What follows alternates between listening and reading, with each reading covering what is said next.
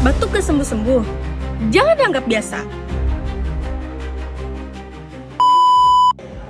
Ya, selamat pagi para pemirsa ya atau pasien-pasien yang berada di Rumah Sakit Sidawangi.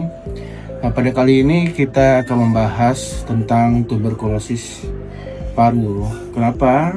Kebetulan pada hari ini juga kita memperingati Hari Tuberkulosis Dunia.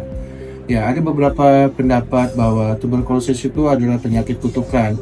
Oh tidak, tuberkulosis itu adalah infeksi yang terjadi di parenkim paru yang disebabkan oleh Mycobacterium tuberculosis, dan itu bisa dapat disembuhkan dengan berobat secara teratur dan tidak terputus-putus. Nah, ini banyak berkaitan dengan dogma negatif di masyarakat. TBC itu adalah penyakit keturunan. Bukan, TBC itu bukan penyakit keturunan. TBC itu adalah, kita kembali lagi, ada infeksi yang disebabkan oleh Mycobacterium tuberculosis yang berada di paru. Adapun gejala dan tanda tuberkulosis yang umum terjadi adalah demam selama beberapa hari, bahkan ada 1 minggu, batuk lebih dari 2 minggu yang tidak sembuh dengan pemakaian obat batuk biasa.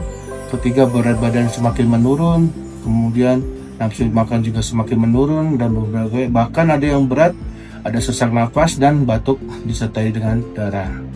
Ingat, TBC ini dapat disembuhkan.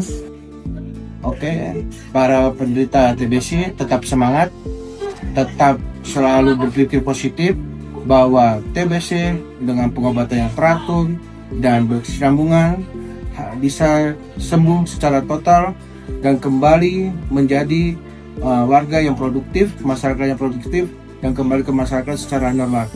Bebaskan TBC mulai hari ini.